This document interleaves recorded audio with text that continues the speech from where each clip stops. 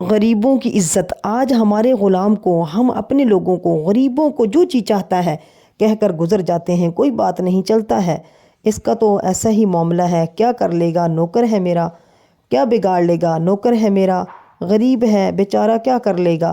نہیں، میرے بھائی، میری بہن، وہ بھی دل رکھتا ہے۔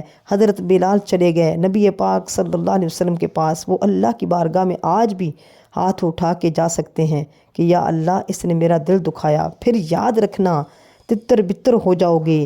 ہم نے چلتے کاروبار تباہ ہوتے دیکھے ہیں، دل دکھانے والوں کی زندگیاں اجڑتی دیکھی ہیں، چلتی صحت ختم ہوتے دیکھی ہے۔ کبھی ہم نے اپنے بچوں کے ساتھ، کبھی ہم نے اپنے اسٹاف کے ساتھ یہ بات کی کہ بھائی غلطی ہو گئی ہو تو معاف کر دینا، مجھ سے حق تلفی اگر حق کوئی نکلتا ہے تو لے لینا۔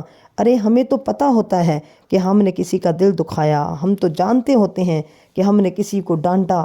ہم کہتے ہیں کہ پروفیسر ہو کر ہم نوکر سے معافی مانگیں، میں شوہر ہو کر اپنی بیوی سے معافی مانگوں، میں امیر ہو کر غریب انسان سے معافی مانگوں۔ خدا کے واسطے اپنی زندگی میں تبدیلی لے کر آؤ، خدا کے واسطے اپنی زندگی کو تبدیل کر لو۔ ہم نرم ہو جائیں، معاف کرنے والے ہو جائیں۔ اگر زندگی میں کسی کا دل دکھایا ہے کہ دنیا میں ہی اس کا حق ادا کر دیں، ورنہ کل قیامت والے دن ادا نہیں کر سکیں گے۔ نبی پاک صلی اللہ علیہ وآلہ وسلم نے صحابہ کرام سے ایک سوال کیا کہ بتاؤ مفلس کون ہے، پور کون ہے، مفلس کون ہے؟ تو صحابہ کر ہم تم سب ایک ہی یہی جواب دیں گے، جس کے پاس پیسہ ہے وہ مفلس ہے، جس کے پاس پیسہ نہیں ہے وہ مفلس ہے۔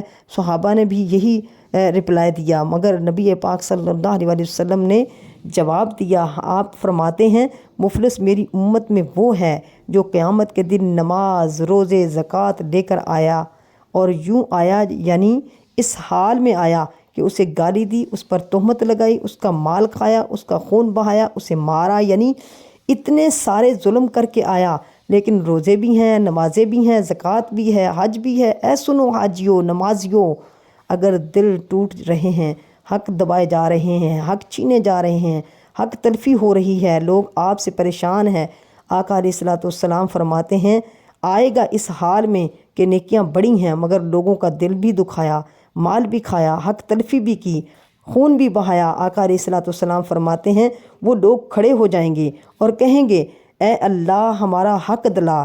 قیامت والے دن یہ تو نہیں ہوگا کہ اگر کسی نے پیسے کھائے ہیں وہ چیک بنا کر دے دے گا، یہ نہیں ہوگا، یہ لو اپنے پیسے، نہیں، ایسا نہیں ہوگا۔ قیامت والے دن اس شخص کو، اس بندے کو اپنی نیکیاں دینی پڑ جائیں گی۔ حدیث میں آتا ہے ساری نیکیاں ختم ہو جائیں گی، حق لینے والے ختم نہیں ہوں گے۔ پھر کیا ہوگا؟ اور اب ان مظلوموں کے گناہ اس کے سر ڈالے جائیں گے، اور آخر کر فرمایا کہ اسے آگ میں پھینک دیا جائے، کیونکہ وہ نماز بھی پڑھتا تھا، روزے بھی رکھتا تھا، زکوٰۃ بھی ادا کرتا، لیکن مظلوموں کا حق کھاتا تھا، کسی کو مارتا تھا، کسی کا دل دکھاتا تھا، حق تلفی کرتا تھا۔ تو اللہ تعالیٰ کیا فرمائے گا کہ آخر کر فرمائے گا اللہ کہ اسے آگ میں پھینک دیا جائے، کیونکہ اس نے لوگوں کے دل دکھائے ہوں گے، حق تلفی کی ہوگی۔ اے میرے اسلامی بھائیوں اور بہنوں، یقیناً ہمیں نمازی بھی بننا ہے، روزے بھی رکھنے ہیں، حج بھی کرنے ہیں، زکوٰۃ بھی ادا کرنا ہے، بہت ضروری ہے، فرائض ہے، مگر حقوق العباد کو دیکھیں۔ ایسے لوگ مغفرت کی راتوں میں بھی نہیں بخشے جائیں گے۔ ظلم کرنے والے، دل توڑنے والے، دل دکھانے والے، دل دھوکہ دے کر، دل دکھا کر، جھوٹ بول کر، وقت گزار کر، پھر آخر دھوکہ دے جانے والے، حق تلفی کرنے والے، غریبوں پر ظلم کرنے والے، مغفرت کی راتوں میں بھی نہیں بخشا جائے گا۔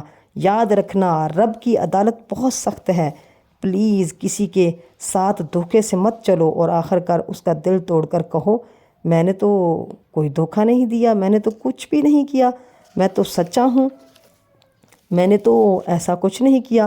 حدیث پاک ہے جو دل دکھاتا ہے اسے معاف نہیں کیا جائے گا، جو رحم نہیں کرتا اس پر رحم نہیں کیا جائے گا۔ سب سے معافی مانگ لو، کل تجھے بھی معاف کیا جائے گا۔ یہ نہ ہو کل قیامت والے دن تم عذاب پانے والوں میں کھڑے ہو۔ خدا را کبھی کسی کو دھوکہ نہ دو، کسی کا دل نہ دکھاؤ، حق تلفی نہ کرو، ظلم نہ کرو، جھوٹ بول کر کسی کے دل کے ساتھ مت کھیلو، ظلم ہے، ظلم ہے، ظلم ہے، اس سے بچو اور آخرت کی فکر کرتے ہوئے خود کو جہنم کی جلتی آگ سے بچاؤ۔